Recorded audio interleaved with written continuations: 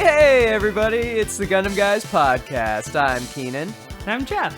And this is a podcast where I take Jeff through the long and, I was about to say arduous, but that's that's incorrect. I love this. That makes it sound sad. I've been having a great time-ish, all the time-ish. Yeah, I'm taking Jeff through the Mobile Suit Gundam franchise. It's a good time, and we just got done through one of the show's major arcs, the Battle of Odessa, which was wrapped up in about 15 minutes. Yep. Jeff was real ecstatic about that. It was a thing that happened, and look at us moving on to something new and exciting. Do we even need to do a recap with you?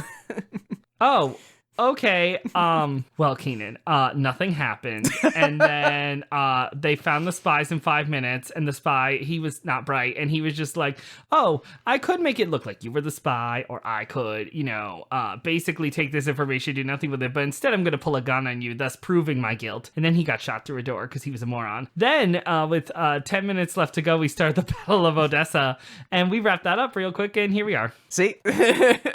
That was about as long as the narrator who described it in the episode preview for the Battle of Odessa. Yeah. Just not as funny. So yeah, now we're getting into, oh boy, another... Wow, great, Keenan. I'm so excited. What are you about to tell us? It's Char Returns, another very obvious title for another very obvious thing that's going to happen. But aren't you excited? Char's back. Yeah, I am, but we'll talk about what happens. You see, Keenan, in order to take good notes, watches the episode a few times before I see it, so he already knows what's going to happen. I am going in blind, so we'll see. Yeah, and I did a refresh last night, and, well, we'll get to it. Boy, what a great sell, Keenan. I'm so excited now. I know, just before we get to the Thanksgiving holiday, too. Or no, by the time this comes out, it'll be after. I was about to say, Thanksgiving already happened in the world when this episode comes out. Yeah. How was your Thanksgiving, Keenan? My Thanksgiving was awesome. I would have had 2 Thanksgivings in the same day. Oh, excuse me. I'm having one, though. I will have made my delicious Thanksgiving breakfast, which includes eggs, sausage, bacon, toast, and hash browns. Rock solid. Yes. And then I go over to our friend Jimmy's place for Thanksgiving every year. So that is a marvelous time. And then I get my shop on. Though we'll see how much that happens depending on my, Yeah, by the time everybody... it's also rent week, so we'll see. Yeah.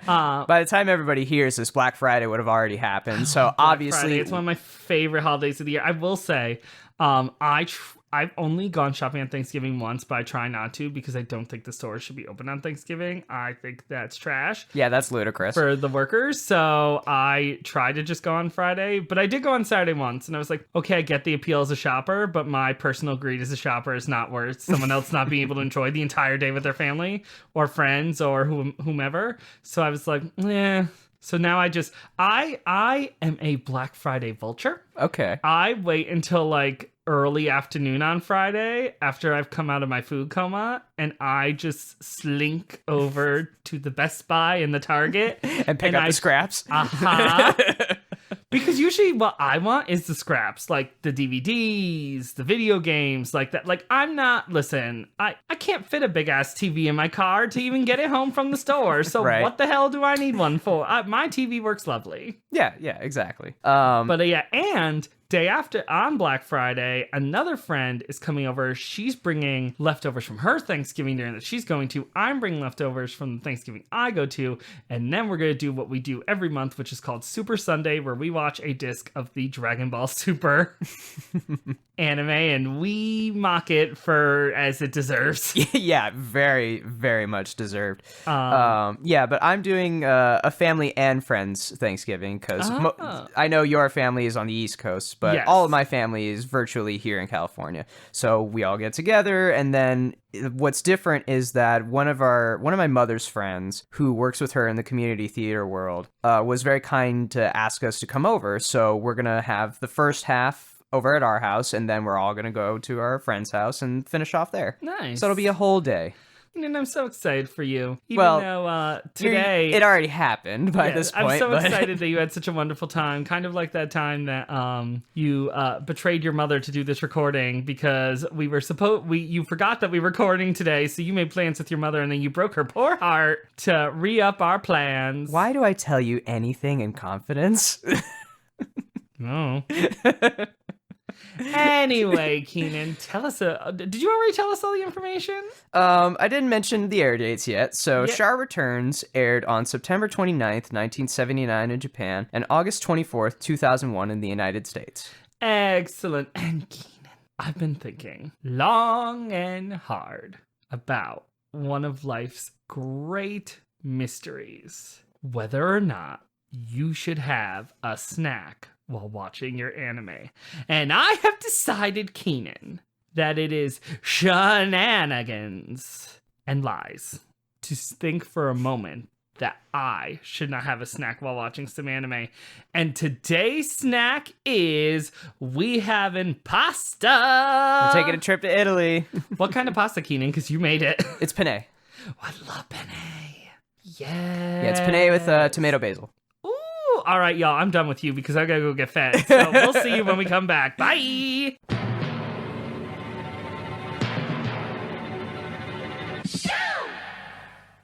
All right, Jeff, we just got done watching Char Returns. How was your pasta? It was delicious, Keenan. Excellent job. Very good, very good. I love me a penne. It was nice, it was clean, it was tasty. Yeah, all the things this episode wasn't. Yeah, thank you. I'm glad you caught on what I was getting at. Like, that in 20 minutes, nothing happened. Like, stuff was on the screen, but all of the important part of that episode could have been covered in a scene. Yeah. Also, for an episode that's called Char Returns, Jeff, I don't know if you were counting, but Char was only in it for like 5 minutes. Was he even in it for 5 whole minutes? Like, he was at least in 2 scenes, and that's it. Yeah, he was like, hey guys, I'm gonna go see if it's white base. Hey guys, it's white I found base. it's white base. What the fuck? Yeah, it was a hot nothing, really. Like, I've seen this episode already a bunch of times at this point, and this is, when I was a kid, watched it later on in my life, and then doing it for this show. As bad as it was to have the Battle of Odessa condensed into a very short amount of time, this is a horrible follow-up to that. I mean, yes, but also I like this episode better than that one because at least this was just a throwaway episode, whereas that one was supposed to be important. I suppose. And also should have been like 5 episodes. But it's so clunky. It is. It's just like... It basically was just a toy commercial that had bits of plot in it. Oh, it was very obviously a toy commercial. More so than the previous episodes that established new stuff. Yeah, because this was just establishing new stuff. And also what I had assumed a long time ago and finally got confirmed that General Revel is an asshole. Yeah, General Revel is not as cool as he was previously. Yeah, they set him up to be like cool and interesting. And like he's like the only guy who actually is going out of his way to care for White Base and all that. No, that was Matilda and she's dead. Now well, he is aside from Matilda. Oh no, I'm saying what we've learned from this episode is it was just her. Like, yeah. He is a douchebag. Yeah. Like not Joaquin level douchery. Awfully close though. It's not great. It's not good, Jeff. The worst part is he's a douchebag, but he still says everything in a boring monotone, so he doesn't even like really lean into his douchebaggery. He just says shitty things while not showing any kind of emotion. Yeah. I just think that since this episode serves as the next jumping off point into the next arc, could have done a better job at it. Because there's some stuff that they set up in there that, okay, we see where it's going to go in the future, but it doesn't really do anything. We could have done anything with the return of one of the most important characters in the series, who the last time we saw, he was just getting over having led to the, like, not directly murdered, but... the guy, the murder of one of the like one of the princes of Zeon. The guy that has a movie named after him. Yeah, that we're going to see. And this episode was just like, he's here. There you go. My favorite part, and I'm going to jump spoilers right to the end, is how Char is like, I'm going to get my revenge. And I was like, well, you couldn't be Amuro when he didn't know what the fuck he was doing. What the fuck I was doing. I haven't figured that out yet either. When he didn't know what the fuck he was doing, you haven't seen him through the Rambaral and the Battle of Odessa stuff. What do you think you're going to do to him now, Char? Right. What is the plan here? I was like, oh, okay, well, this should be a quick recording session because that was a hot nothing. I told you. No, crazy enough, I have more notes than I did for the Battle of Odessa. I think that's because there's probably a lot of setup in this that's going to lead to some things later on. Maybe that's what you wrote. I'm not sure. Oh, like that messy redhead who I can't determine whether I love her or hate her. I was very on the fence by the end of this episode. All right, so let's go through this as short as I'm sure it probably will be. So after we recap from Odessa, the narrator, who is not as egregious as he was used in the last episode, but he does make a couple of appearances here and there. He lets us know that now Zeon is officially out of Europe because they lost the Battle of Odessa. They retreated. Yeah, that was easy. Right, Staples button. Yeah, I was like, wow, we just wrapped that up right quick. Yeah, Celia dominated Europe, and now all of a sudden they are absent. Did anyone even go in the mines to see what they were doing in there? Who knows? Good job, everyone. We need to move on from Odessa, or I'm gonna lose my mind. Oh, I am glad that you said you're about to lose your mind. God damn it, I forgot about this. You, How hey, it's back. Fucking dare this show do this to me? It's the air conversion that was used for like 6 consecutive episodes. I was so... All of a sudden, I see the drawing of Amuro, and I was like, wait a minute. This looks familiar. And then they're like, starting in-air conversion. I was like, no. That's exactly how he was, by the way. Oh, that's right. That is exactly what I did. No, we did this. We did this stupid opening to all those Rambaral episodes. Ryu is dead. He mid-air converts out of the G armor. We don't need to be doing this. Right. We don't need to open with this again. I was so... Because you want to know what he wasn't falling out of to do his mid-air conversion? The G armor. You want to know why? Because they'd already drawn it with the gun parries, so we just used that old footage again. We just cut out the part that Ryu was in, because he did. I was so mad. There's a couple of strange pulls from previous episodes that went into this. Like, excuse me, I'm gonna jump ahead a bit, but when they get to the big battle that happens later on, where they introduce the new mobile suit of the day, there's a tank that was ripped out of the Battle of Odessa, color and everything. Like, y'all, I get that you have to reuse footage. I would rather anything else other than that nightmare that you made me live over and over during the Rambaral days, and now you bring it back to my house? Motherfuckers. And you know what? Bright is not satisfied with it anyway, because he yells at Amuro, be like, you didn't break 17 seconds! Blah, blah, blah, blah. What is it? Is Gundam Tomino? Huh? Is Tomino the director? Yeah. Tomino? We're gonna have some fucking words about what you have done to me with this stupid opening sequence over and over again. I love your property and everything you have given us. This is a gift. However, I am also so upset with you. Oh man, when you ever see interviews with him, he's a very fascinating character. Oh, I can only bet, since he cut a perfectly adequate episode, and look at some of the shit we've seen him leave in since then. Right. Yeah. So this whole thing was unnecessary and unneeded. Even Marker, one of the operators, is because Bright yelled at Amuro for not being able to break the time that he was expecting. Yeah. He's like, dude, take it easy. Yeah, this was a real asshole thing on Bright's part, because then Bright's like, yeah, but Amuro can do anything, so I know he can do this. I'm like, oh, so you were just being a dick to him, and then you turn around like, I'm so proud of my boy, and I'm like, fuck you, Noah. Like, what the hell do you want from him? Yeah. And then this is where the narrator comes in again, and I think probably for the last time in this episode, and thank goodness, is that Keenan's personal nemesis, the narrator of Mobile Suit Gundam. Yeah, Mine is the Burbank bus. His is the narrator from the early 2000s Mobile Suit Gundam English dub. We all have our, Listen, you've seen it. He's pretty problematic. Yes, but who gave him the things to read that made him problematic? I think they're the true villains here. It's those damn writers. This show. So the narrator tells us, and this is one of the reasons I don't like having a narrator in this show.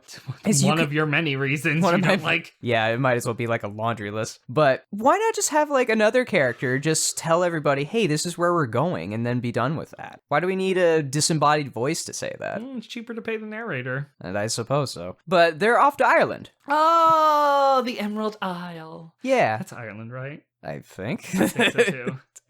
Please correct me if it's not. I'm like 99% sure. This is so embarrassing. I'm actually very cultured, except when I get put in front of a microphone and then I turn into a moron. Oh, also, boy, that's weird to say. You know what? Ignore me. I'm a fool today. I am trash this morning. Oh, yeah, so they're off to Ireland after wrapping up Odessa to go get more repairs, although we never see how damaged White Base really is, so... Well, you know what? They couldn't afford to draw in those... It's kind of like how whenever there's some kind of issue going on with the mid-air conversion, we never actually see it because they just reuse the same mid-air conversion footage and then do a close-up in the cockpit like, oh no, things are rough, and then you cut back outside and everything's moving A-okay smoothly. Yeah, it's like they were reading an audiobook, but they forgot that there was footage to go with it. Pretty much.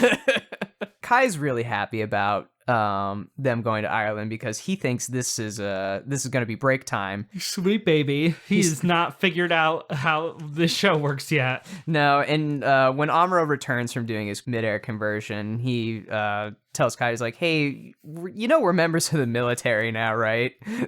To which Kai's like, oh. And I'm like, you literally go out in a military vehicle every day? Yeah. He's like, oh, yeah, I see your point. Well, that really took the fun out of that. Kai says in his military uniform. Yeah. And then from there, we cut to a house in the Irish countryside, and there's the aforementioned redhead, this lovely young lady who's washing dishes in her house. They set her up in this scene to be this like sweet little country girl, and that facade will fall very quickly to the wayside.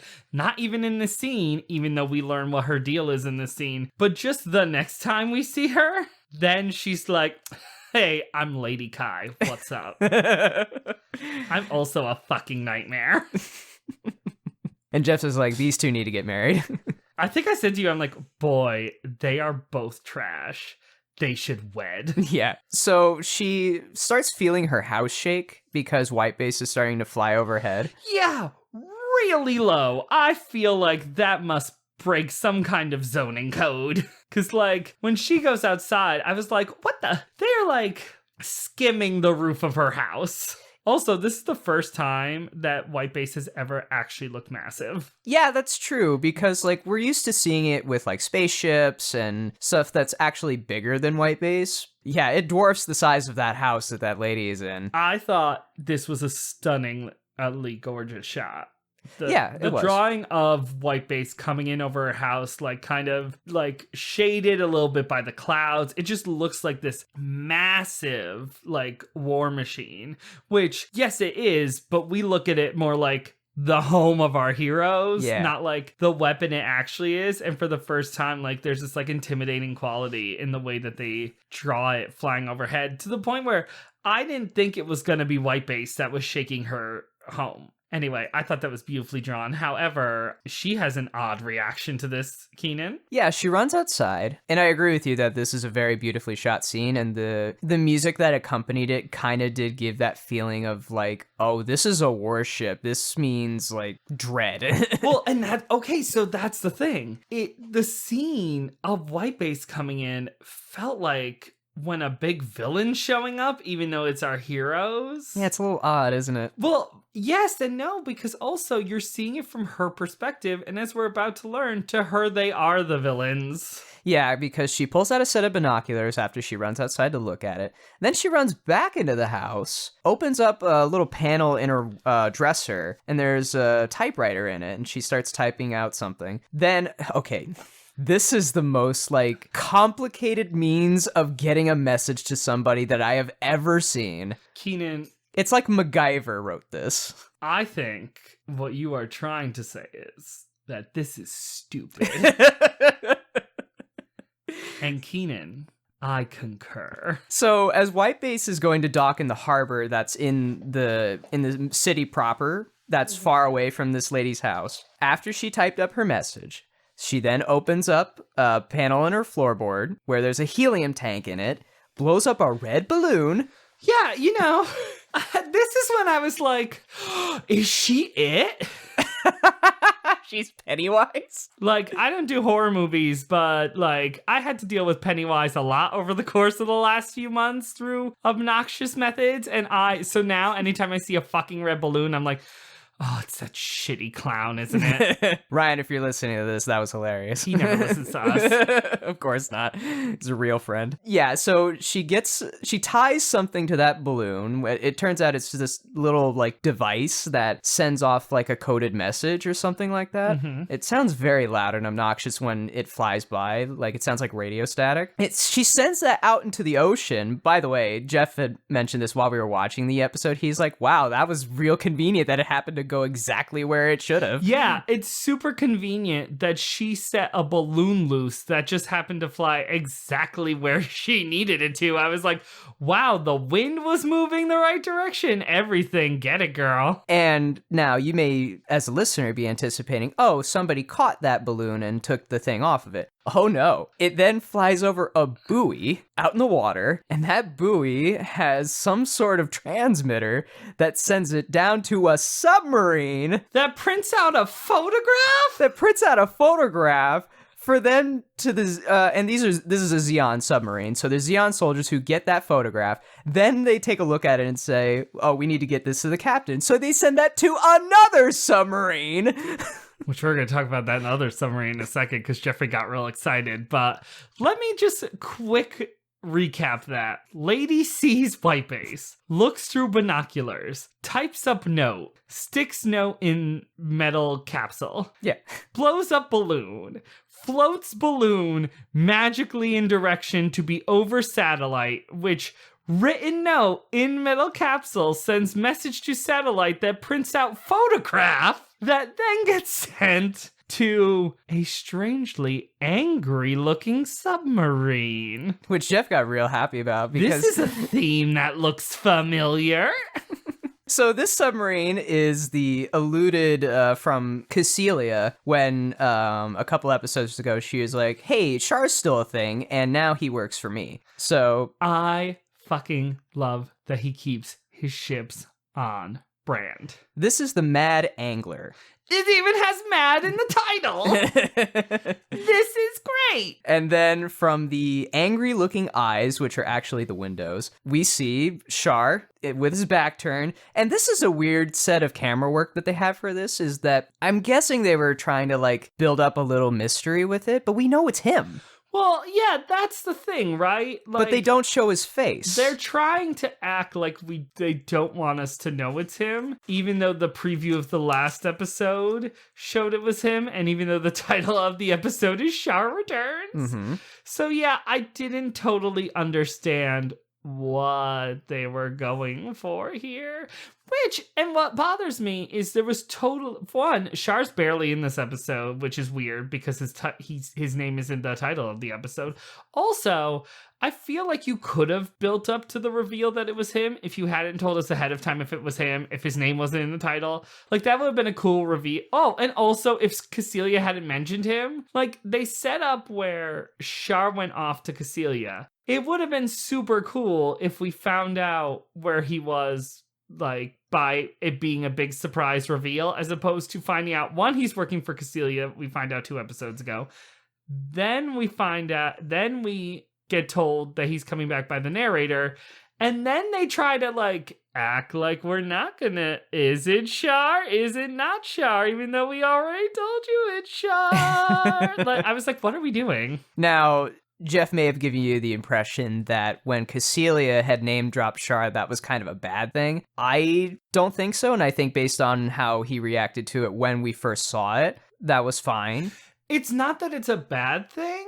This is just another tack I think they could have taken where we don't find out where, because here's the thing, by the guys going to see Char and mentioning Cecilia's name, if she hadn't mentioned Char, but we are revealed at the end of this episode, oh, look who's running this. Yeah, that would have been really nice. Then you're like, oh, okay, Cecilia, that's right. He's working for Cecilia.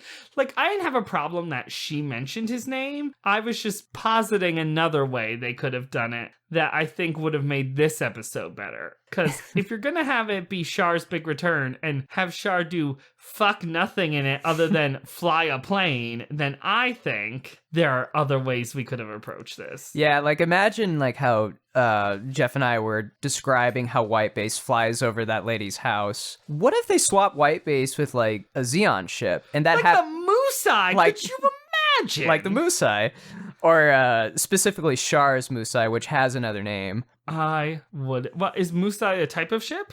Yeah. Oh, I just thought that was the name of his ship. No, the Musai is the same type of ship that all the Xeon spacecraft are. Oh, that's no fun. His is called the Fall Mel, and it actually is designed a little bit differently. That sounds like a brand of cider. It does. It kind of does. But yeah, I love the Musai, and that would have been a really cool thing to be like, oh, wait a minute. I know that ship. And not have the narrator, the title, all the buildup. Yeah, and then have them be like, the commander is on special assignment, but he'll be back soon. Here's what you're going to do. Send these mobile suits out to destroy the Trojan horse. He'll be thrilled that we did it. And then at the end of the episode, they're like, oh, we're sorry, Commander. He's like, no, this is exactly what I expected. And it's Char. Right, we get a big face reveal. And we're like, Char's a commander now? Right. What has been going on all this time? Yeah, we didn't get any of that. No. I will say, you know what I was excited to find out, Keenan? When we go see Char's attack, or Char's counterattack, the screening we're going to is in Japanese with subtitles. And for the show, in 3 seasons, we're going to watch it in the English dub like we usually do. So we're not even watching the same way we would watch for the show. So we're fine. Also, it's nice to hear you say it's in 3 seasons instead of 20 seasons, which is how long it's going to take for us to get to the origin. I'm so upset. It's so far away. Anyway, back on topic. So, yeah, Char's on the Mad Angler. He's running the ship. He takes a look at that photo. The photo is just of the city. They can't see what actually is there. It's supposed to be Whitebase, but it got obscured. So, did the, metal capsule take the photo? Or did that letter she wrote magically turn into a photograph? The lady took the photos. Like, when she ran up to the second floor of her house, she whipped out a camera and started rapidly taking photos. Oh, I thought those were the binoculars. No, they do look like binoculars, though. She takes that, then types up a message, puts those together in that capsule, in the balloon, out to sea. She put a written message in a capsule that sends a code. This show is stupid sometimes. I don't get it. That photo is clearly an above shot looking down on the port town, and she was looking from below from a house. Yeah, that makes no sense. This episode was something, Keenan. Yeah. So Char decides, okay, I need to see this for myself because the photo is useless. And he's like, hey, I fought them a bunch. I'll know. I know this ship. I will know if it's, the Trojan horse. Yeah. Cecilia may laugh at my pride, but this is how I gotta do it. Which... he thinks he's fooling me. He doesn't give a shit about Cecilia. He's probably gonna murder her next. I don't. He plays this hoaxy, well, she may mock me for my pride, but I just have to, go see for myself. And I'm like, you are full of shit. You want to see it for yourself, so you can blow up the right thing, and also we have confirmation that you hate the Zabi family, so whatever you're doing is not for the benefit of Cecilia. But that's great. I like that. I can't wait to see him betray some more Zabi family members.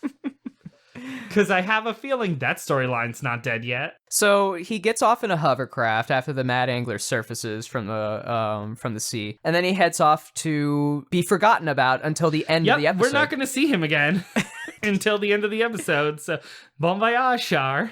And then in another submarine that's floating above water, there's this guy named Commander Boone who is in that big like coat and that Russian style hat. I don't know what you call those. You're more into fashion than I am. Yeah, that's me. Mr. Fashion. Ken, I think you mistake me being fashionable for me just kind of being like, yeah, that looks fun. Let me try see how this looks. I'm giving you too much credit then, huh? Yep. And for whatever reason, Boone decides to send out the new mobile suits, and he wants to get things done before Char gets here. Yeah. But that doesn't pay off. Well, yeah, that was weird. He sends Char to go, or Char sends himself to go confirm if it's White Base. But then also they plan to destroy White Base before Char can see if it's White Base. Or after Char sees that it's White Base, but before he gets back to the ship. There's a lot of this nonsense going on. Like, you've already heard how the handwritten note sends signals. So, like, this episode's already off the rails, and this continues to send it further off. And then back at the city, we see a turtle-shaped ship fly over White Base as it's docked in a little like maintenance bay, and General Revel's in that ship along with like some of his attendees. This man. I will say, okay, this next scene is actually really interesting. Like, this next scene is great because it's giving how I eat lore for like lunch. Yeah. And this gives me like, this is a great foreshadowing for some of the stuff we're going to see going forward. But also, General Revel's an asshole. Yes, and we'll tell everybody how in a second. But he gets off the ship and he's like, where is the White Base crew? Now, you may be thinking, Noah's probably standing there ready to greet him. Maybe Mirai, she's kind of second in command and work his way up to commander. Nah, the kids be running. They're chasing after Haro because Haro is a ball and a toy, so why not? Why not have fun with that? And Frau is like, hey, you're embarrassing me. But then she runs in front of General Revel and then realizes he's right there. And does like the most ludicrously fancy salute that's like, hey.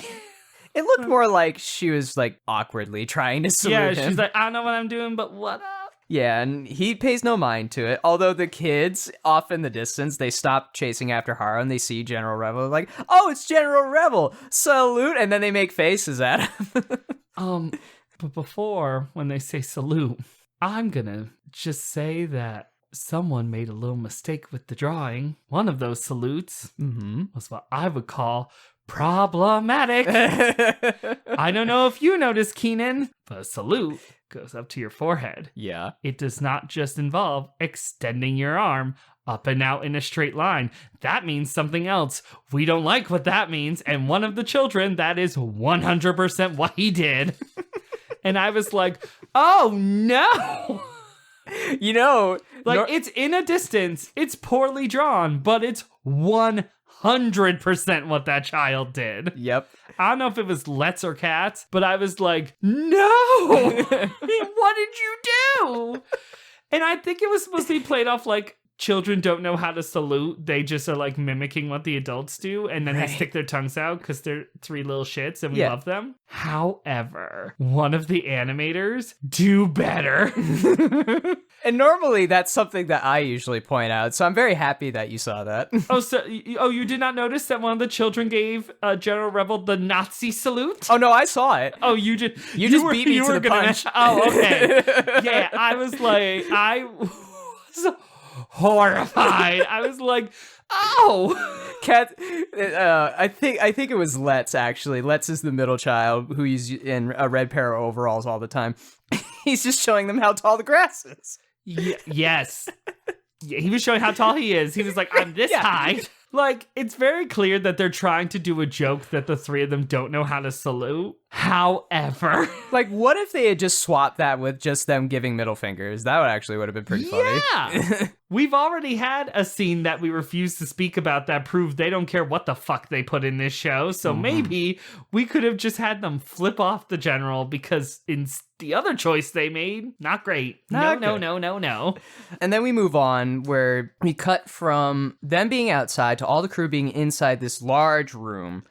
And General Revel is basically addressing all of them with a huge screen behind him. That'll get used in a second because Jeff loved this. Yes. But yes, at this point, I still like General Revel because I felt like, oh, okay, he's kind of like an older, experienced, like he's going to be like he's going to be like a mentor character. Yeah, and he was even saying, like, I know it's been tough for all of you since you left Side 7, but I appreciate your dedication. And he said as he's walking out of the plane before the worst scene with the children, he even says, like, oh, I wish I could just give them a week off. Yeah. Because, like, they've been through so much. He makes another choice. He does, and it's when somebody prompts a question to him. That somebody would be Frau. Yeah, because she had to awkwardly come into the room while the meeting was going on to lead the kids in because she wrangled them all up. And she's like, oh, excuse me, don't mind me. Sits down, and the General Revel tells all of them, okay, your next assignment is you're going to leave from here in Ireland to go to South America to go to our headquarters, which is over at Jaburo. And then, Jeff, would you like to take it away? Okay, before I get into exactly what him being an asshole, I would just like to remind the audience that back in our first arc, when Garma was still around, we did remove all the civilians from the ship, which gave an opportunity for maybe some of the other people who were technically civilians to get off the ship. So, including the children. So, this is the one thing that does not work in their favor. However, they are still completely right, and he is still completely dead-ass wrong in how we are about to approach this. So, Frau raises her hand and says, hey, what about those of us who don't want to be in the military and we're just kind of, thrust into this? To which he says, well, then we will imprison you for a year. And I was like, excuse me? That's a jump. And even Amuro reflects that because he's like, that's like, crazy. Yeah, he's like, hey, what? Because Amuro, like Jeffrey, was like, oh, what? That's uncalled for. And he's like, well, actually, you know, like all our secrets, so you should be imprisoned for life. And I was like, no, hold up now. They didn't ask for your secrets. You gave them. They did not spy for your secrets. They did not espionage. They were almost murdered and had to escape on this ship. So how it, and Amuro even says, he's like, oh, this is like fucking martial law. And I'm like, yeah, it is. And it's bullshit because this is bananas that he's like, so I guess, because I think the reason Frau was asking, because even though she, yes, probably really had the opportunity to leave before, but we kept her because she's a main character. She does seem to be asking so she can basically take the kids off. And she does not say this straight out, but it is greatly implied. Her plan was basically this is a great chance to get the kids off the ship and look after them in a stable place, not in a warship. And General Revel's like, fuck no. If you choose to leave, we're going to throw you in jail. To which I and Amuro both were like, yeah, that's fucking bullshit. And he's like, well, look at it from the bright side. Usually we throw you in jail for life just for knowing the things you know. And I wanted one of them to be like, we didn't ask to know any of these things. We didn't have a choice. Which is uncharacteristic for him based on what little we've seen of him and what more we've heard from him because in previous episodes, even Matilda brought this up when she was still around, is that Revel was the only one letting them do what they want instead of actually court-martialing them like Joaquin wanted to do back in Luna 2. Yes, he also wanted to court-martial them for something they had no control over. Right. The Federation sucks, Keenan. Also, Keenan's just nodding and smiling like, yes, I'm aware of this. This is not new news to me. They do suck quite a lot. Because just the frustrating thing is, also, they have an entire, like, trained military. What a great opportunity to get some of them on White Base and get some of the people, like, if... Well, hold on. Last time they tried that, it was okay, with... he was bad. Okay, Sergeant Piccolo was bad, though. I just mean like average, like regular soldiers. Because clearly Noah Bright should be the leader. Because whenever we try and put someone else above him, it works out terribly. My frustration lies in just like if there are people who are poorly trained, which means they're a risk, and they don't want to be in a military situation anymore, let them leave the fucking ship and put some actual shoulder soldiers on, because these people wouldn't have joined your war anyway, unless of like a draft situation, which it's the 70s. I bet they weren't drafting women and children. Oh man, this is problematic. It's just like, it's kind of needless. Yeah. Because, one, really, Frau and the kids already had a chance to leave, and anyone else who wants to leave, which there's another person who they haven't made it 100% clear yet that they want to leave, but it won't be a big shock when we find that out. Yes, they already had the chance to leave, so it's like, well, you could have left, but also, we're at a good time where things are kind of like chill for the moment. Get the ones who don't want to be in the army off the ship. They're just a bigger risk. And don't throw them in jail. And there's children. What the fuck are you gonna do with the kids? Right, which that does come in conversation after this scene where Amuro and Frau talk about that for a little bit, and they basically come to the conclusion is like, well, the kids don't want to leave because this is all they have, and they know us, so they would be very sad if they were taken away from them. Also, there are a lot of things in this episode where I kind of went like, huh? Oh, me too. Because it seems like we're missing bits of information, but they think we have all the pieces. And this is one of them where it seemed like it sounded kind of like she was saying they weren't going to be coming back with them on White Base. But then she started going back and forth like it was her choice whether or not they went back on White Base. And then she started talking about like they weren't going back on White Base. And then that was very she confusing. started talking like their mother. And I was very perplexed. Like, okay, what is the deal with the kids? Like, who is like, are they wards of the state? Is she their guardian? What is the deal with the kids? Which is something I never thought of until they opened that door for no reason. And now I can't shut it. It's a lot of questions that may not be answered. Yeah, and it's over something very trivial. Boy, when we go see Char's counterattack, if Kika, Let's and Cats, like, fully grown are running around there, I'm gonna get real excited.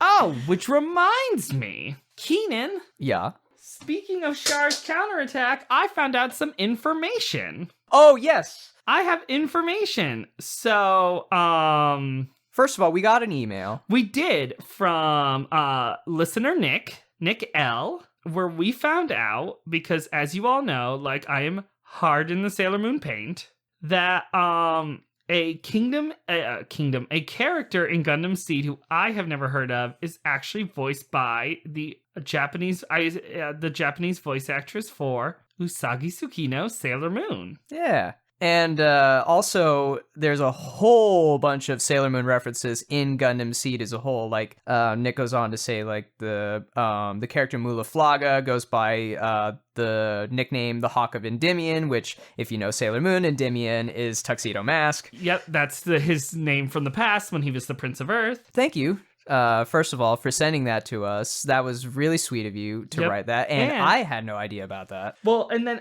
shortly before we got that email, through the magic of IMDb, I found out, because I was curious. I was like, oh, I wonder who the voice actor for Amuro is. You know, like, you know, who, because now we're going to watch in Japanese for Char's counterattack. It's the voice of Tuxedo Mask. Yeah. Mamoru Chiba, Endymion. He is the voice of when he was younger, about, let's see, this came out in what, 1979? Uh-huh. So about 13 years before Sailor Moon, he was Amuro Ray, and then 13 years later, he was Mamoru Chiba, Tuxedo Mask, Prince Endymion, King Endymion in Sailor Moon. That's really fucking cool. Yeah, I was saving that for when we were going to talk about the Gundam trilogy because I only have... Oh, you knew? I did know that. I did not know. Because the Gundam movie trilogy that I have, it only is in Japanese. Oh, I spoiled the surprise. Oh, that's fine. That's IMDb's fault. Yeah, it's not my fault. Because that applies to the TV show, you know. But that's just hella cool. I was like, oh, well, I'm looking forward to seeing if I recognize his voice when we go see Char's counterattack. Yeah. And when we watch the movies. Right. And then when we eventually get to Gundam Seed, it'll be a lot of fun to recognize how many different Sailor Moon references are in the show. Yes. Which I believe it's one of, I want to say it's either the Viz actress for Sailor Uranus or the Viz actress for Galaxia, I think directed the new dub of Gundam Seed. Oh, really? I think they both had a big part in it, whether it's acting or directing, but I think either the voice of Sailor Galaxia, Carrie Karanen, which I hope I said her last name right, or, which we call it? I'm going to say Erica Mendez, who was Sailor Uranus. I think this was a while ago that they were recording that. So, and also obviously, you know, I don't know these people and cannot speak for them. Not to mention that that stuff will get covered Erica in more Mendez, detail. She voice of Sailor Uranus. I believe she directed the new Gundam Seed, but don't quote me on it. No, because we're going to get into like research and stuff like that when we actually cover Gundam Seed. Keenan will do that because I'm lazy. But yeah, I just remember like following them on Twitter to try to find out like when the next Sailor Moon sets were coming out. There was a lot of like tweeting about the Gundam Seed dub as it was happening. And the weird thing is, no mention of when these new Blu-rays and DVDs for all is pretty much quiet on the Gundam front for new DVDs and Blu-rays as far as I know. Like we don't even know when the NT one's coming out, and that one was released in theaters. Like and you can get it on iTunes now. But the regular English DVD set that's not the stupid expensive not the one that I bought. Set.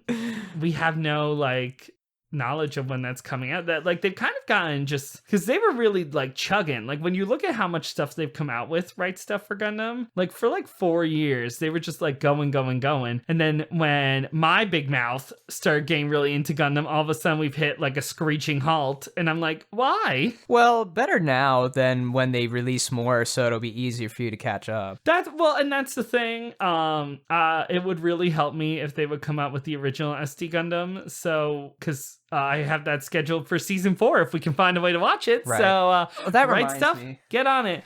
Oh, that reminds me too. I have a segment I still need to do. I mean, I'm having a good time, so that's all that matters. Well, I always have a good time with you, Keenan, so. All right, so you played Mega Man before, right? Extremely poorly. Okay, but you know, like, the Robot Masters, like, it's all the bad guys that Mega Man has to fight. Like Cutman and Gutsman. Yeah, and yeah. I know them, I actually know them more from the old cartoon than I do from playing the game, because literally my experience is playing like 10 minutes of Mega Man and Mega Man 2 and being like, well, I'm really bad at this, and giving up. Yeah, old Mega Man games were pretty hard. Yeah. Like, I didn't even get to the first RoboMaster. So, General Revel, after he's done telling all of the crew of White Base that you either work for us or we're going to throw you in jail. Yeah, very, like 2 seconds ago, he was talking about how he wanted to give them a vacation. Yeah, so he's like, hey, let me show you all the Robot Masters that you're going to have to fight because we got intel. I was very into this. Was the suits we saw in this week's episode on there? Yes, it was. There? Okay. A very, like, crude version of it, but... Yeah. This was hella cool, though, because he was like, hey, you want to see some mini-bosses? They got intel, and by the way, I don't know if you remember this, but when Amuro deserted and fought Cassilia and Mikuve, at the end of that episode, Cassilia left a huge cliffhanger that said, like, oh, that Gundam is real impressive. I'm going to have to start working on more mobile suits. Yes, I do remember that. This is the result of that. Oh, I thought you were going to say it had something to do with why she blew up that mine and murdered everyone inside. No. No, she was just a bad person. Yeah, actually. She was just awful. But yeah, so now Zeon is starting to mass produce a whole bunch of new mobile suits. Well, because the thing is, as far as I understand it, and you can correct me if I'm wrong, Keenan, Gundam was not supposed to be revealed. Zeon wasn't supposed to find out about Gundam as early as they did, and it was just the pure bad luck of when Gene decided to blow a bunch of shit up.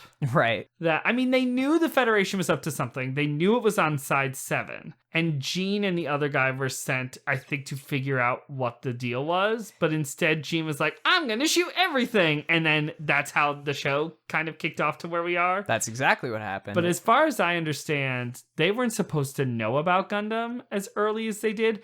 And I'm assuming it's for this reason, because the sooner they find out about Gundam, the sooner they start working on something to combat it. Of course, because naturally, as it's deployed more and more against Zeon, eventually they're going to pick up how it works. Exactly. And because even at the end of the episode, Char pulls up like schematics of Gundam, which I was like, oh, he didn't have those before. No, they did not. So they definitely have cobbled together something. Yeah. But they're working on these mobile suits, and then Revel reveals that they also have, and this is a rumor, they're working on an even more secret project called Mobile Armor. Yeah, which I wish it had a better name. But yes, I was like, oh, that's exciting. So I'm guessing that's going to be a fun upgrade later. A nice toy to add to your Mobile Suit Gundam collection. Right. Speaking of toys, we're going to get some of those later.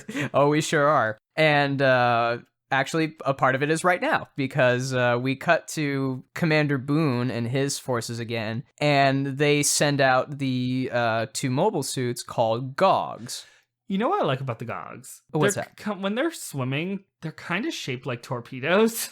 And they kind of swim like jellyfish, so it looks almost like there's 2 like giant torpedoes coming. Yeah. It's just a stupid little thing I noticed. That probably wasn't even their intention, but I was like, hey, whatever works for you, man. Listen, everything works for me. I'm very easygoing, as everyone can tell, especially Keenan. Ding! How dare you? But yeah, this is the first aquatic mobile suit that we've seen in the show. Which is weird, because when they're not swimming, they look 100% like moles. Oh yeah, absolutely. Like, that's a drillver if I've ever seen one. Like, they're colored brown, and they have these huge claws. Yeah, they do not look like water vehicles. But they are. And Boone is going to provide cover fire for them to get to shore so that they don't get picked up by the Federation. But, and I like this, they don't come in 100% undetected because the Federation laid some water mines. They did. But the GOGs have very thick armor, so when it touches them, the Zeon soldier thought he was going to die. He was like, oh, never mind, it's fine. That's not all they have, Keenan. They also have the ability to pull out a big ol' wig. And then all of the bombs get caught in their long, wavy locks. And just float along with them. This is the dumbest shit I've seen since the plastic bag. Actually, no, this is the dumbest shit since you put a note in a capsule and it sends a picture. Yeah. So, you remember the bubble gum? Yes. This kind of works like the bubble gum. Yeah, except it looks like either spaghetti or like a Party City wig. Yeah, so this is a freeze gel. They shoot out a little capsule and it creates this huge red net that catches all of the mines, but because it looks like hair. It does. It looks like, I was like, they look like the Little Mermaid at that point. It's true, it was colored red. Yes, it was just like, I want to fight where the people are. I want to go to war on the surface. Like, this is what I'm seeing. And then pretty much from this point on, we're going to get like a bunch of back and forths between like, here are the GOGs coming to shore, and then quick scenes of like what's going on in the Federation side, including all of the white base crew leaving the base's checkpoint, and Kai running into the redheaded lady. This was both great and awful all at the same time, because here's the thing. I know a lot of people like these storylines. I personally, and I can't explain why I hate them, but I hate I'm gonna infiltrate and fuck shit up storyline, because I've seen it 100 times and it never really ends satisfactorily for me. As proven by what happened at Odessa. Also, we just wrapped up a spy thing last week. Like, we don't know 100% at this point that she's going to be a spy. However, in the next episode preview, she's wearing that pink outfit that all the women on White Base wear. So I think I put 2 and 2 together. However, my favorite part is she comes up to Kai, like all sweet, like, "Hi, soldier. Do you want to like buy some like poison snacks?" As I assume they were poisoned or there was something wrong with them. Right. And Kai's like, I don't want to spend that much money on something that doesn't look like it's worth that much money. Mm-hmm. And she does not hold her cover well, because she was like, "Excuse me? And then she turns to Amuro and like gets this weird like flirty face on. And it's like, hey, and then kind of switches like, "Hey, soldier." And then Kai is then interested once she goes from sweet to like sexy. And I was like, that's not how it happened. okay. Replay it for me, Kian, because to me, not like this whole thing was very confusing. So everything up to what you were saying about Kai was right, where she walks up and is like, "Hey, mister, why don't you buy something?" He's like, "Nah, I don't really want to spend that much money. You're cute, but I don't think whatever you have is cute." Yep, it's a great guy, that Kai. Yeah. He's just such a good dude. Yeah, and she tries to I hate him. She tries to continue. I love him. Right. She tries to continue persuading him to buy something. He's like, "I'm going to leave now, bye." And she like calls him a jerk and whatever. Then Amuro comes in. Oh, I forgot. She completely loses her cover by calling him a cheapskate. Like, "You suck." Yeah. And that's when Amuro comes in and she kind of does get a little creepy with him. She does, because she does that thing where you put your like hand under your chin and like you flare your fingers out and like wiggle them, and it's like, "Hey." And I was like, ew. I'm like, I will say their facial drawing this episode was like on point, because they switched her behavior over real quick. Like, okay, what happened now that I messed up though? Did she just It was just the order of events that you had. For some reason I thought Kai came back and was suddenly interested, not in her stuff, but in her stuff, but not in her like wares. Yeah. No, the episode preview will tell us that he's still interested in this lady. Okay, so I fucked it up, but that's fine. I think I was mixing up the episode preview with the fact that he was super gross hitting on Matilda a couple episodes ago. It was all just kind of mishmashing in my mind. This is why I always tell you all, every time, like, we are not kidding, this is always the first time I've seen an episode, so there will be times, they'll probably be frequent, I will get something wrong, and I apologize in advance, because I just saw this. But that's why I have Keenan to literally say, "That's not what happened," and maybe like, "Well, make it happen, Keenan. I like the way I wrote it." Oh, I do too, but let me put a big old X on that. Thank you. I'm so lucky to have Keenan. I just don't tell him that. It's our little secret. So Amuro pays no attention to this lady at all. He's too worried about talking to Frau. Yes, he literally is just like whoosh. It's so funny because she's so like, this must have worked 1,000 times before, because she's very put off by the fact that no one is buying her wares or falling for her charm. She's like, what is going on? Pay attention to me. Also, so she's a redhead, but she's like an important character. I knew she was going to be an important character the moment we saw her. And we don't mean like ginger redhead. Yeah, like, exactly. Like redhead. Like the crayon red. Yeah. Which is how you know she's going to be an important character, because like whatchamacallit, Matilda her hair was a little bit like that, but was more so drawn to like colored to look more like a natural redhead. Like, yes, it was like red. Yeah. But this girl, she is like that Pippi Longstocking wig. Right. She's Wendy's, like Wendy from Wendy's, like Raggedy Ann. Yeah, like she is red. And that's how I knew she was a main character. Right. Yeah, but Frau and Amuro just pay her no mind and just continue talking about, what are we going to do about the children? Yeah, I'm dying to find out what her deal is, because I don't even think, do we even learn her name? Nope. Not in this episode. I didn't think so either. Like, all we know is she's up to bad shit. Yeah, because... we know nothing else about this woman. Yeah, she's spying on what they're doing is what's happening. Yeah, but not even, like, super effectively, because she wasn't in the room for all of that, like, for that meeting where important stuff was talked about. She just tried to like get a hold of them on the way out, and that, you know, did nothing. Before we leave this scene, Kika lets and Cats get into an argument with Kai for a little bit. It's so fun to watch the children argue with the bigger child. And it's literally 100% proof that Kai is on the same mental level as these three children, because he argues with them as like they do. He's like, well, you're not supposed to be just running around and doing whatever. Yeah, go do your jobs. And they're like, we are going to do our jobs. We're kids. We don't have jobs. And then he fights them for like the last word. Yeah. Kai, he and that weird redhead deserve each other. And then they start getting attacked from the submarines because they start launching missiles at the city before the Gogs turn up and then start wrecking shit in their own way. Yeah. Now, this is unclear because we cut to White Base for a hot minute. Hayato walks in to the bridge to see Bright and Mirai repairing the computers and whatever. And he's like, hey, Bright, what are we going to do? And he's like, about what? Yeah, so I guess Bright doesn't know yet. Yeah, he must have not been informed that they were under attack.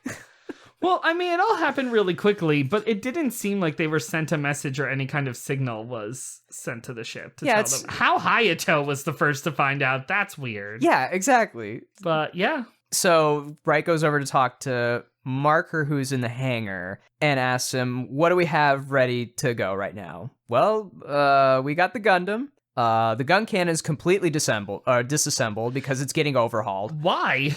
Because they're fixing it and it's getting a new tune-up. I guess, but also plot convenience. Yeah, also plot convenience. We don't want to draw the gun cannon this week. Yeah, they neglected to mention what the gun tank status is, but we know it's fine because it's going to show up later. Yeah. Which, that also begs the question of why they're going to use something later on, but... Yet again, there's a lot in this episode where people just say things and then it doesn't make sense later. Right. Like, so, the dialogue feels like it's written by someone who hasn't watched the whole episode and is writing the dialogue as they watch it for the first time, not knowing, not even that they're translating the dialogue from Japanese, but they are just making up fresh dialogue for the first time, having seen none of the rest of the episode. Oh, so this is baby's first script. Yeah, so this is like just as much a surprise to the writer as it is to us watching it. Frau is at her station over at comms. She lets Bright know that Amuro's ready to go in the Gundam now. Bright tells her, because we need this for plot convenience, hey, I heard we're not supposed to be using the beam rifle today. And I'm like, huh? Why? Yeah, because they're like, oh, but they give a reason, but it's a reason that makes no sense. No, especially for what ends up being used later. Well, also, last episode, we know the beam rifle didn't get like damaged or anything because they never sent it out to Amuro. No, he fought almost exclusively with the beam saber that day. Yes, and it was specifically said, send out the beam rifle. They never sent it out, and now they're saying it like needs repairs. I'm like, from what? He didn't use it. Maybe they sent it out and didn't tell Amuro, so it just fell into the ground. Like, it just, like, this is another one of those things where someone says something that makes no sense. I do like what happens next. It's very quick, so blink if you miss it, but Amuro teases Frau because she's starting to talk like Sayla since she's at comms now. Yeah, and she apologizes, to which, like, you shouldn't apologize for that. Sayla fucking rules most of the time. Right. And... No, but she was, like, embarrassed about it. Why? Sayla's cool. She should feel proud of it. Right.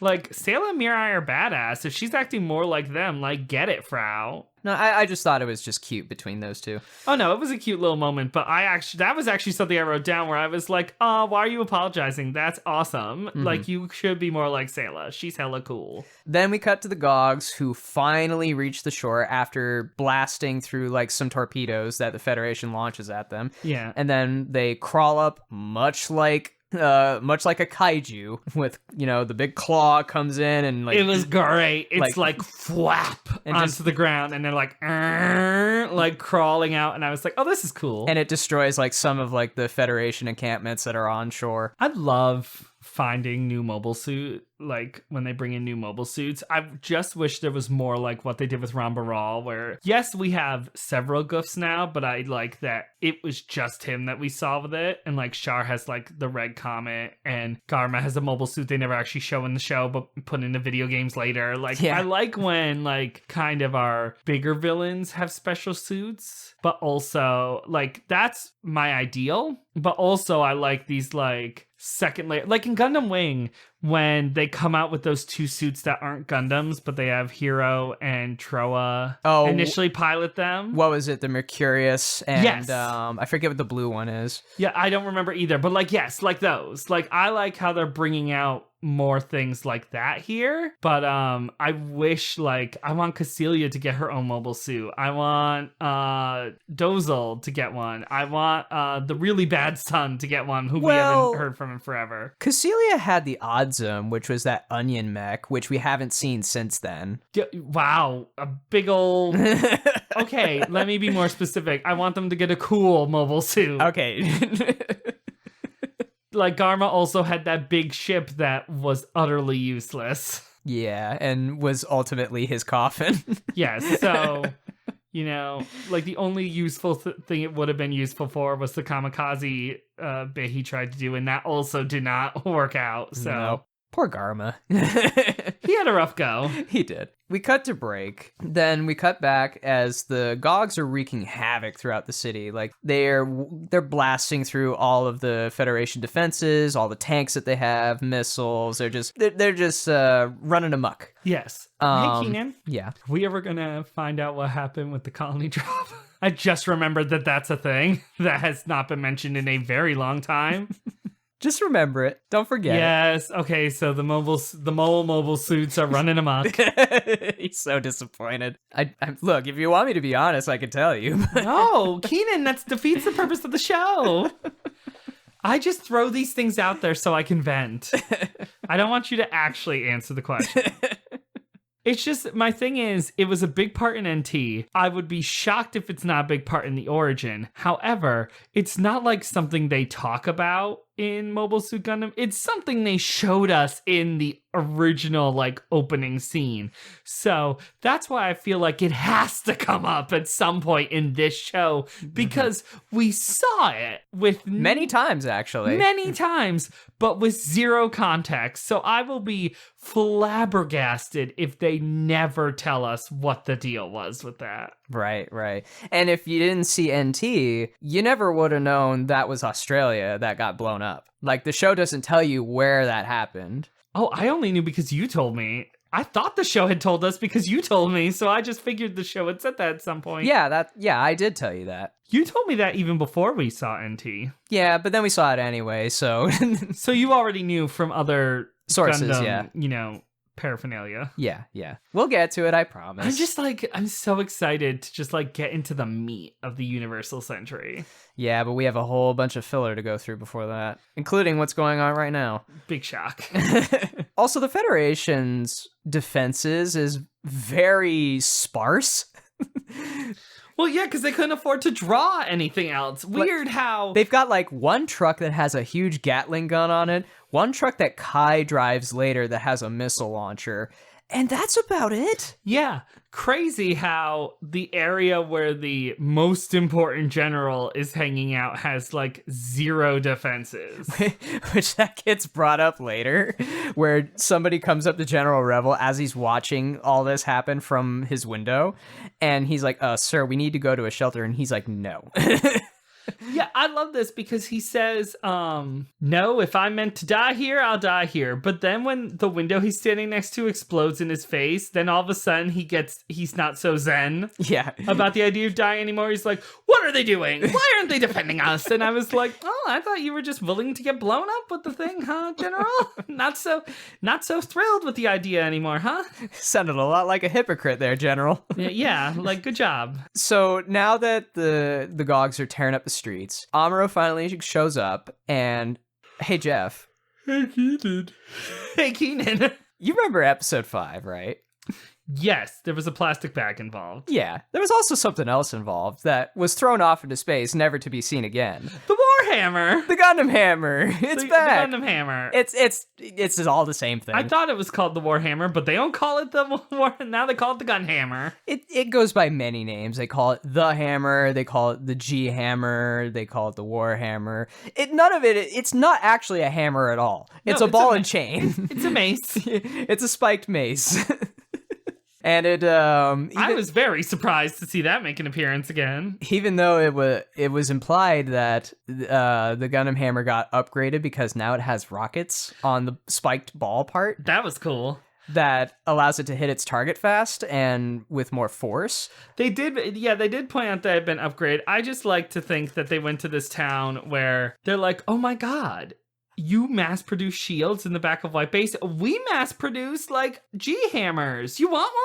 You want some? Stock up. Yeah, have like 20 shields because we never run out of these things. Exactly. Listen, bartering at its best. Right. But they're at war. Now the G Hammer, despite its upgrades, proves to be about as useful as it was in its first appearance because actually, if I remember correctly, it was more useful in its first appearance because if I remember correctly, when he threw it into space, I was like, that's the first thing that's worked. Why are you throwing it into space? Oh yeah, he was actually able to take out a Zaku with it. Yeah, it's not super useful here. Okay, so here's the thing that yet again is more about big chunks of this episode. So after the Battle of Odessa, they brought in like the D team to write and direct this episode because the Warhammer's not working. The Gundam's not doing great in this fight. The Gundam will go away at some point and come back. And when he comes back, everyone will act like it's the first time we've seen it. And it makes no sense. Like, General Revel will be like, oh my god, it's the Gundam. I'm like, you were standing at the window watching the Gundam before, but it's like this whole new thing. Yeah. And like, it wasn't there and didn't get its ass kicked before. Like, there's so much in this episode that is just like awkward and makes no sense due to pure poorly done writing. Yeah. Now, since Revel almost got blown up and he starts yelling at his team to be like, why is nobody defending us right now? Yes, because he almost gets blown up while Gundam is fighting It's called the GOG. The GOG with the Warhammer. That's right. Some of his other soldiers reach out to, I guess, another part of the base to find out, hey, where's all of our defenses here, here, and here? And they said, well, we reached out to White Base to have the gun tank come out and help us. What? Yeah. Why? White Base doesn't live here. What do you do when White Base isn't here? Right? Also, I forgot to mention, while Amuro is fighting the GOG and he does the rocket launch spike ball, the guy in the GOG does say, what do you think you're doing? And I was like, fighting, you ass. What do you think he's doing? You're shooting at him. What do you mean? Because he sounds genuinely surprised when the Gundam fights back. Mm-hmm. Like, how dare you throw your spiked ball at me? And I was like, what did you come here thinking was going to happen, sir? Yeah. And it actually kind of, what I like is it kind of feels like he's got a little hubris because he was feeling so confident in his machine that's the first time he doesn't feel super confident. And he's so angry that they made him feel a little scared. He's like, what are you doing? You're mean. You're making me look bad. Yeah. Yeah, because earlier the GOGs do get shot by some of the Federation defenses, but none of their bullets are doing anything to it. Yeah, and they swim through the mines, and those mines do nothing. But the Warhammer is the first thing that like really like kind of shakes him for a second. Yeah. He's very angry about that. Yeah, because he gets knocked down, and he's like, nobody knocks me down. I love villains who get super duper offended when the hero doesn't just like let them win. Right. It happens with some of my favorite villains. Like in Sailor Moon, Sailor Galaxia is stronger than anyone else. If you so much as tell her that she can't do something, she gets furious. Another good example is maybe my favorite anime villain of all time, Frieza. Yeah.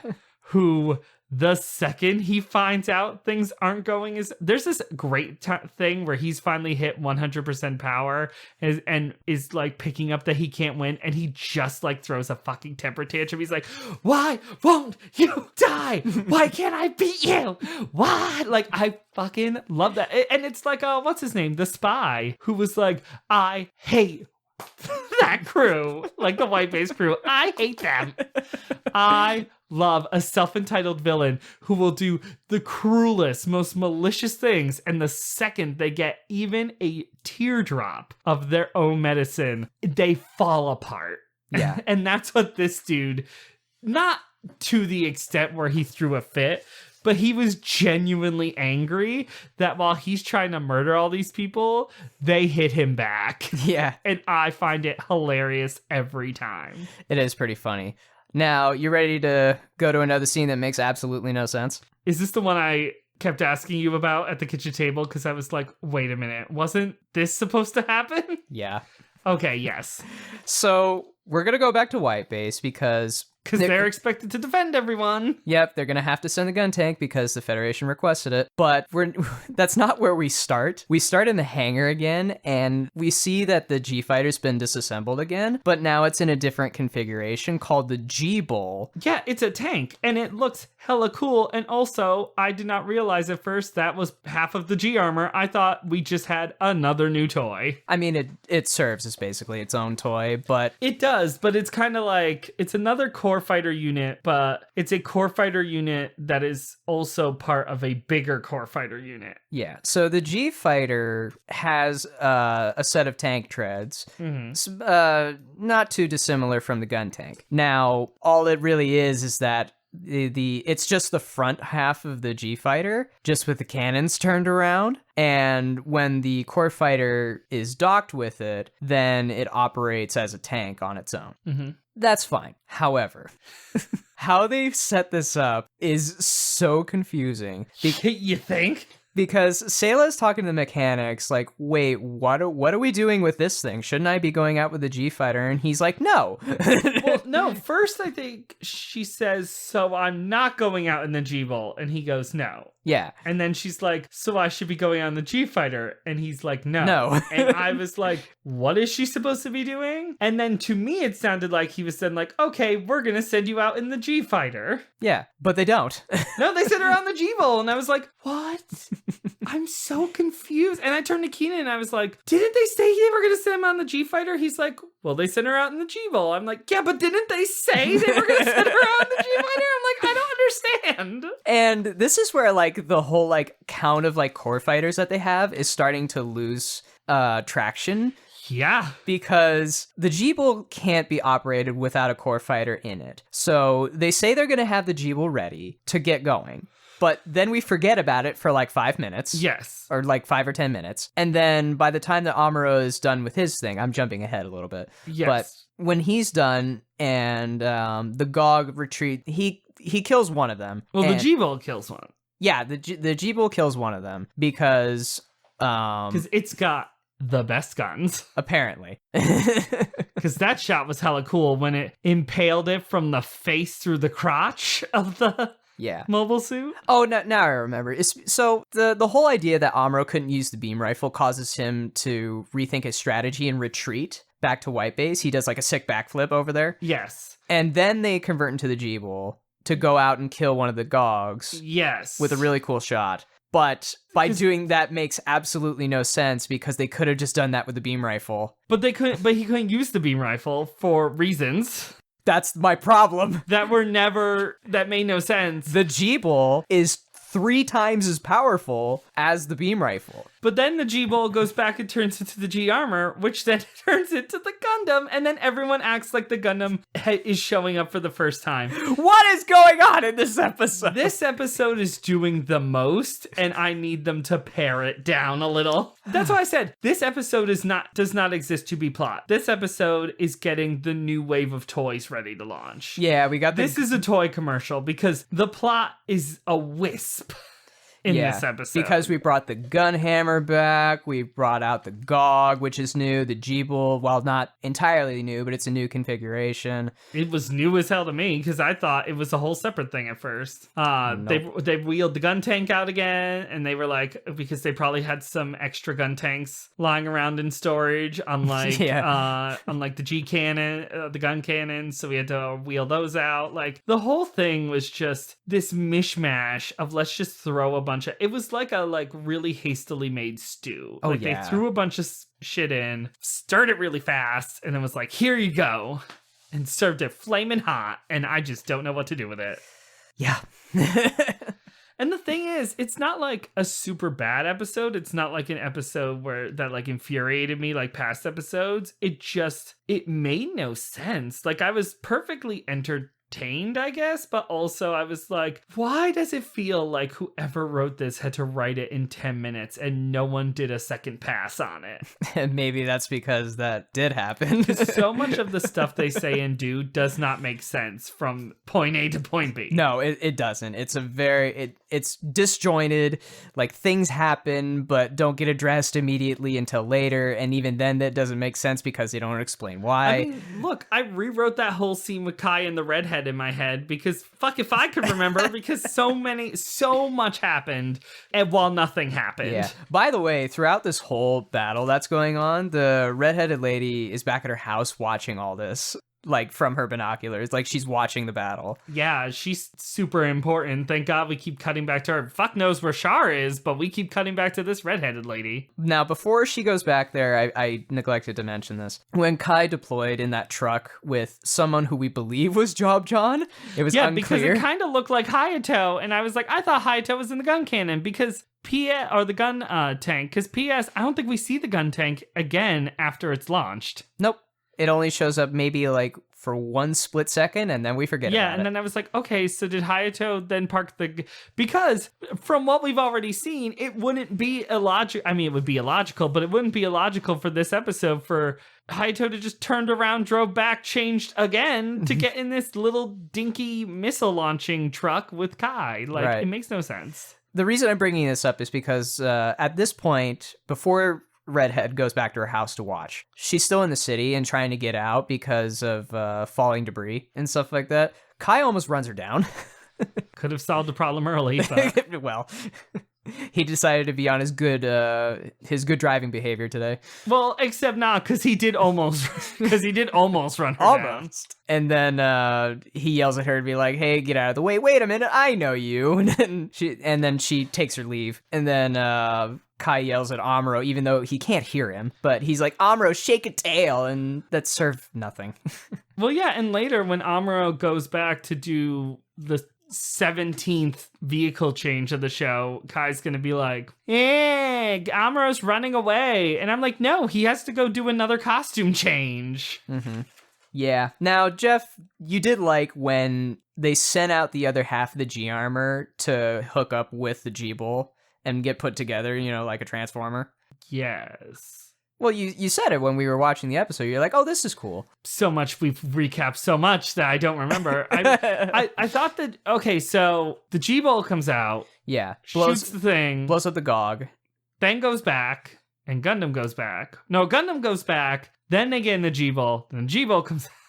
See where I'm having problems? Yeah. The G-Bolt comes out, destroys that mobile suit, then the G-Bolt goes back again. It doesn't. Oh, it doesn't. So It the doesn't. G-Armor comes to it. Yeah. This episode makes no sense. I know. I get stuff wrong sometimes in the recap because I've only watched it once. I should have watched it 17 times to get down what happens. It's maddening how the pacing of this episode is. Okay, so the G armor came out connected with the G bolt To make the complete G armor set. and the Gundam also connected inside. Yeah, and then when they go to C, because the thing is the other GOG that has the Xeon pilot that hates being stopped. Mm-hmm. He retreats back to the ocean because this is an unwinnable situation. Yeah, another thing that confused me is I seem to recall when the Gundam transforms into Gundam from the G-Armor, it's a mid-air conversion, but in this time, the G-Armor just pops open and the Gundam's ready to go. Yeah, so the G-Bull connects with the the second half of the G armor, the jets. Gundam's already inside, like the legs are in the second half and the top half is already in the G-Bowl. So put that together and then the Gundam's already ready to go. They just have to separate the G fighter and the G armor now. But isn't the part that makes up the stuff that makes up the G-Bowl, wasn't that part of the G armor when they were flying it around in the first place? Yeah. This makes no fun. This is bananas to try to follow. It is. But yeah, so basically they take off and Sayla is instructed to support Amuro from the air. That will never come up again. No, because in her defense, they're about to do an underwater battle with the GOG and the Gundam. Which is mind-blowing, because after all the hissy fit throwing over the Gundam doesn't fight well on Earth, the Gundam doesn't fight well in the sky, the Gundam doesn't do this well, Amuro is 100%, no question, totally willing to just leap into the water with this big old metal machine. And I was like, oh, we have no concerns about this? Despite General Revel, because we get a quick cut of him seeing Amuro go into the water, he's like, what is it doing? Yeah, he's like, oh, it's going too far away from us. And I was like, you want to say that into a communications and then instead of just out the window, sir? And then, because spoiler alert, Amuro wins, yay. Revel see this and is like, yes, the Gundam's won. He's like all happy about it now. Well, yeah, well, because he figures out the Gundam won by an interesting method. However, they are going to play this long game like, who survived? Even though you watch Amuro kill the other guy before we play the did Amuro survive? So you know it's Amuro. You know it's not the other guy because you see him die beforehand. But the cast doesn't know it. Yeah, but then why? But we didn't need to draw it out then. He could have just come out of the water and then they're like, oh, yay, it's Gundam. But instead we draw it out to find out something we as the audience already knew. And I don't care what the fuck the cast knows and doesn't know. I'm concerned about what we know. So right. I don't want to watch. It's kind of like in soap operas. I don't like when we find out something long before the characters do, because then we just have to watch the characters be idiots for the longest time, not figuring it out. Right. Like if like the evil villain stole the baby and we know that she's also best friends with the mother and the mother's like crying to her like, someone stole my baby. But then we spend 6 months on her not realizing that this is the woman who stole her baby and going through a bunch of other things. Like, I hate that. Don't let me figure it out with the characters. Don't tell me the secret ahead of the characters. And then I just have to sit on it and watch them not know what they're doing until they know. Yeah, I don't like that when the characters have to play catch up. Yeah, I don't like when I know ahead of the character. And that was why it seemed like they were trying to have their cake and eat it too with the whole, like, did he survive? And I'm like, we already know. So why are we making the characters wait it out to find out? Yeah, it was pretty annoying. The fight was cool. It wasn't as cool as other fights because it was very clunky because the Gundam's not great underwater and made a real point to show the GOG poking holes in the head of the Gundam. So I assumed that was going to mean anything, which it kind of did when he went for the neck because that took care of the screens. But also, I figured that was going to mean like he only had a certain amount of oxygen left because oxygen was flowing out. Right. Nope. Or instead of oxygen, this would mean the cockpit would start flooding. Yes. None of that happens. No. But at the very least, like how this fight works is that Amuro chases after the GOG in the water. The GOG, because it's meant to be in the water, it's an amphibious mobile suit. It's able to outmaneuver the Gundam a lot and do a lot of damage to it, but the Gundam is as persistent as Amuro is, so eventually he just wins by attrition. Well, yeah, because he stabs it in the face, which turns off, so when the GOG sticks its knife hands into the neck of the Gundam, which is a weird, yeah, which is like kind of a dark move. It starts to like mess with Amuro's screens, which is a good reminder that he's not looking out a window. It's the screens, because we remember that happening to Sayla in that awful episode a while ago. But then Amuro's like, okay, you're going to make it hard for me to see. I'm going to make it so you can't see. And he stabs it in the like Zaku eye that moves. And then that's how he loses his camera. He's like, oh, I can't see. And then Gundam slices it in half. And I was like, Amuro is brutal and it's great. So that kills that guy. The GOG is finished. And then, yeah, since we saw that, we know who won, but everybody else, like we mentioned, plays it off like we don't know. Well, all they see is the big explosion, and I get maybe waiting a couple seconds just to make sure Amuro got out, but this lasts like a minute. Yeah, like they immediately jump to like trying to connect with him. Like Frau's like frantically calling him like, Amuro, please respond. I can't get a hold of you. Yeah, General Rebel's like, oh, he won, or else they'd still be shooting at us. Yeah. And then we're just waiting and waiting. And then I did like this shot though of just the two Gundam horns coming out of the water. It's like when you see the Dragon Zord before it pops out of the water. Yeah, when you see just it like come out with like the nose and the eyes first, and then it's very similar. It was very cool, but also entirely unnecessary. Also, I'm realizing if you don't watch the show along with when we do this, or you haven't seen the show a lot, I'm gonna recommend you watch this episode, not because it's good, but because it's gonna make our description of it make a lot more sense. Listen, if because this episode is so bananas. Yeah. If you're just listening for us to tell you what happened, you're probably very confused right now, and so you might want to go see if you can find out a way to watch this episode and see if you take their episode and our episode, maybe something will make sense. Yeah, like think of this as like a riff tracks on this episode, because this episode is nonsense. I think that's the thing. They just put too much stuff in the episode. They put a lot of stuff and no substance. Oh yeah, it was very packed in. And now that the Gundam comes out of the water and everybody's happy, yay. We go to the end of this episode where Char gets his last 2 minutes. Yep, and he's like, I found them, and now I will get my revenge. Yeah. And he has like blueprints of the Gundam, and we don't know how he got them. But they're not even like blueprints. They're just like a schematic, but it doesn't like point out anything. It's drawn like a blueprint, but there's no information on the screen with the drawing. Right, yeah. He's talking with Boone, who was the guy who launched the GOGs, and Boone is whining to Char like, damn it, they got the GOGs. We just got those things. And Char is telling him like, oh, trust me, I understand how you feel. I've dealt with this thing so many times before. I get it. Also, my pride's wounded. I'm going to murder that thing. Yes. It's great because what little I know of Char's counterattack is that he clearly gonna know who Amuro is pretty soon, and like that is a like rivalry that where they know exactly who each other are. But at this point, he still doesn't know Amuro at all. No. Ramba Ral is the only person who like Ramba Ral and Haman are the only two who knew Amuro as the pilot of Gundam, or even knew that Amuro Ray was a person. Right. And they didn't even know him by name. They just knew him as that boy.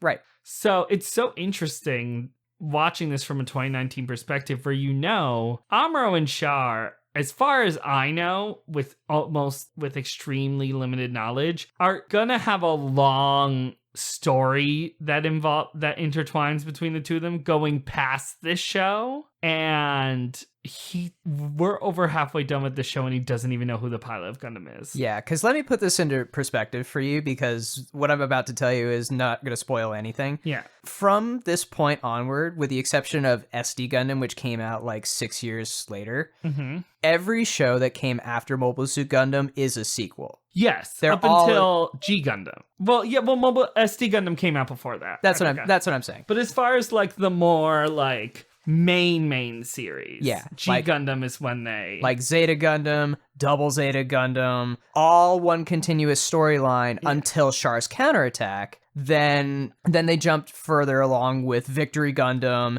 and then finally G Gundam cuts it.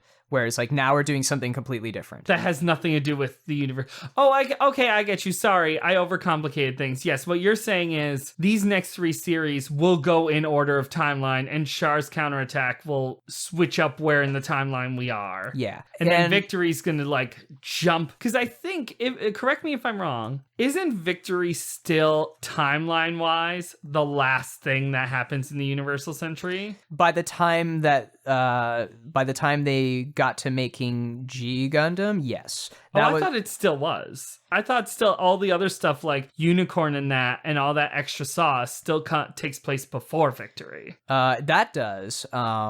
But just speaking in terms of like, so from like 1979 to 1993 is Mobile Suit Gundam, Zeta Gundam, Double Zeta Gundam. Char's Counterattack, They do a couple of side, 0080. but those are side stories. And Yeah. while it does take place in universe, it doesn't actually have anything to do with what's going on. Okay, well, all I'm looking at is in the Universal Century timeline. Yeah. The origin is the Earliest point. earliest point. Yeah. Is Victory the latest point? No, it's actually not. Okay. But it was for like a hot minute. Yeah. In 1993, that was like the latest in the timeline. And then they wouldn't revisit that until later shows down the line. Okay. But Like- there are things that are going to come in that take place after Victory Gundam. Yeah. Yeah. Like, because Char's Counterattack, I believe, is in 89 or 88 when it originally launched in Japanese theaters. Mm-hmm. Then they made another movie after that, which took place after, called F91, and that came out in 1990. Okay. So I'm not, but I'm not just talking about was released after, I mean in Yeah. the timeline Yeah. of the show. Yeah. There are things that take place after Victory Gundam. Because for Yes, some reason, yes. I was under the impression that Victory is still not the end, but like where the latest that we have in the timeline. Yeah, not currently. It was for a long time, Okay. but not anymore. But what I'm getting at is that Char's Counterattack, and we'll talk more about it when we see it, but that was supposed to be like the capstone of everything up until that point. So like Like from Zeta to Double Zeta, you know, and Mobile Suit. yeah, and Mobile Suit. That spans 10 years of production Mhm. and storytelling. So it was supposed to signify like this is the conclusion for at least for that time. That didn't stick, huh? Well, We added a lot more stuff in there. listen, money talks. Yeah. I just can't wait to learn more. I just can't wait to do more stuff in the Universal Century because really, the Universal Century is completely, I mean, not so much now because we're all over halfway through Mobile Suit Gundam. I've seen Gundam NT, but prior to us starting this show, I had no idea the Universal Century timeline was a thing. I thought Yeah. all Gundam took place in the same universe. And also, I had never seen anything in the Universal Century. I had only seen The stuff that had nothing to do with it. yeah, I had only seen Gundam Wing, G Gundam, SD Gundam Force, the best Gundam, Mhm. and maybe bits and pieces of Seed because it was on like after Bo Bo Bo Bo Bo Bo Bo Bo Bo. That's it. What a time. It was a great time. They were doing the Chapter Black saga of Yu Yu Hakusho. Oh, which- yeah, that was a good time. Yeah, which is the best, but also when I finally watched it in full, that shit is Crazy, right? fucked up. Yeah. That shit is. That was like hard to watch at times. That shit was dark. Yeah, it was pretty heavy for children's television. Like I did not think anything was going to beat the like tournament arc. No, Chapter Black was like outstanding. But for someone who does not like dark and gritty, that pretty much tested my limits to the edge. Yeah. Because Oh, that man. I was like, they probably moved Toonami from the weekday afternoon to Saturday nights just for this. Right.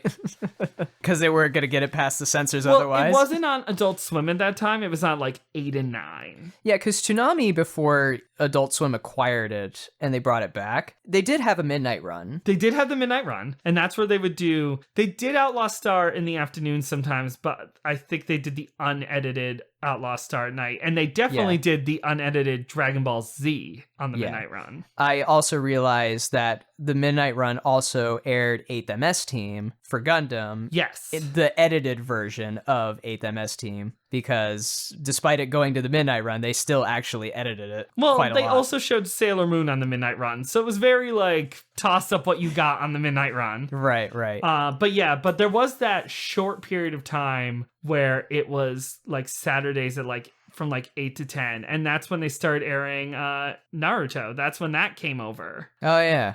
That's when One Piece came over and started like from the beginning. That's when you got Bo Bo Bo Bo Bo Bo Bo Bo, which I loved. Right. I think... And Zatch Bell. And, Wait, no, Dragon Ball Z Kai did not come out until I think like 4 years later. Oh, I was in college, I think, when that started coming out. So Toonami did not exist at the time. Yeah, it had When I closed. first moved out here, Dragon Ball Z Kai was airing on Saturday mornings. Oh, okay. as like a Saturday morning cartoon, because Right. I was taking off from here actually to go home the very first time in 2012 for Christmas. And all of a sudden I'm like, why is Piccolo fighting Android 17 in the year of our Lord 2012? And then I realized it was DBZ Kai. Okay. That aired on Saturday mornings, except for the Majin Buu arc aired on the Saturday night Toonami, and is a little more loosey-goosey with its language and its and all that. I apologize to everybody for this long tangent we've gone on. By the way, the episode we talked about, it's done. Yeah, remember how this is going to be a short episode? You're welcome. We've moved on to talking about more interesting things because this episode is kind of meh. Here's the thing. I can't speak for Kian. I can't speak for myself in that I really, really love the anime that I really, really love. But I wouldn't say I'm like a hardcore anime person. I'm hardcore for the anime I love. The reason I wouldn't say I'm a hardcore anime person isn't because I would ever be ashamed to be a hardcore anime person. It's just that I feel like most hardcore anime people would not see me as that, because whenever people ask me, they're like, oh, well, what do you watch? I'm like, oh, it's all these shows from the 90s and that's pretty much it. Like, I know nothing that's going on now except everybody. Like, I know about My Hero Academia and I know about Yuri on Ice. Haven't seen them. No, they're there. That's all I got for you. Right. And Little Witch Academia. Also have not seen. Oh, that's such a good one. Oh, and Fairy Tail. Like, this is all I know. But if somebody saw you in the street and you're in your Sailor Moon attire, then... Oh, I could talk about Sailor Moon till the cows come home. Yeah, but some people may leap to the conclusion, oh, he's wearing an anime shirt, he must be an anime fan. Yes, which I am an anime fan, but not what you would usually think of as an anime fan, because I know nothing about anime, or I know extremely little about anime post 2007. Like, Death Note was the last one I remember watching on TV. Okay. So that should give you a good, like, that's where we're at. Right. P.S. I rewatched Death Note, like, right before I got the job where we both work, and oh, so good. I'll reserve my thoughts about Death Note Okay, for now. I like it. You don't have to like it. I like it. That's the brilliance of the show, Keenan. We don't have to like the same things, but we can still like each other and be. No, I know, but I for a minute I wanted to discuss it with you, but I realized we have to end the show. We have to end the shows. Yes. Okay, guys. If you wanna reach us, you can reach us at Gundam Guys on Twitter. I run the Twitter, so if you want to talk about anything that happens prior to or after Mobile Suit Gundam in the Universal Century timeline, do not tweet at me about that, because we want to keep this spoiler free. You can tweet at Keenan directly at K. Scott Pearson, and use the hashtag Mobile Suit Jeffrey. That's Jeffrey spelled JEFFREY. We need to make a jingle out of that. JEFFREY, Mobile Suit Jeffrey. Da da da. You're brilliant. Thank you. We also have our email, thegundamguys@outlook.com. Yet again, if there's going to be spoilers in what you have to say, just put spoilers in the email title and I will forward your email to Keenan. I mean, I'll forward your email to Keenan either way, but this time I will forward it to Keenan and not read it. Also, if you follow us on Twitter, you may notice I like to tweet a lot about Power Rangers and Sailor Moon, especially currently because I'm rewatching all of Mighty Morphin. If you do not want to have to deal with all that in your timeline, I have given you 2 hashtags that you can mute to block that stuff out and only get Gundam Guys content and weird shit from my life in your timeline. If you're going to use that hashtag, please do not tweet at the Gundam Guys, because those do not mesh. They don't work. If you're using the Mobile Suit Jeffrey hashtag, I just want to specify, because Right. Not the other 2 hashtags. Those are just for you to mute if you don't want to see me tweet a lot about Sailor Moon and Power Rangers. Yeah. Again, a big thank you to Nick, who wrote us that wonderful email. Thank you, Nick. It was a real joy to read that, and I know it may take a while, but we will get to Gundam Seed, and I'm very happy to talk about it because I have a very mixed opinion about it. So, Keenan, I've heard you talk about Gundam Seed. It has never sound mixed.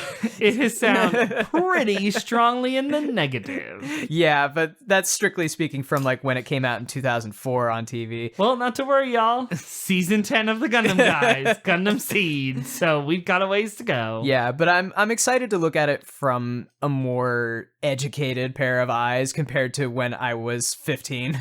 Look at you, educated pair of eyes. Look at you, Mr. Expert. Oh, fancy. Keenan, we gotta go. I'm the Gundam guide for nothing, or I'm not the Gundam guide for nothing. I got what you meant. Yeah. Keenan, it has been an absolute pleasure on this pre-Thanksgiving weekend, post-Thanksgiving weekend to everyone else. Yeah. To record this episode with you. Yeah, the same goes for you. I hope that, because again, we're recording this in the past. By the time this comes out, Thanksgiving would have already happened. But I hope you have a wonderful Thanksgiving, Jeff. Thank you. You too, Keenan. Thanks. And as for the rest of you, we will see you next time. We'll catch you then.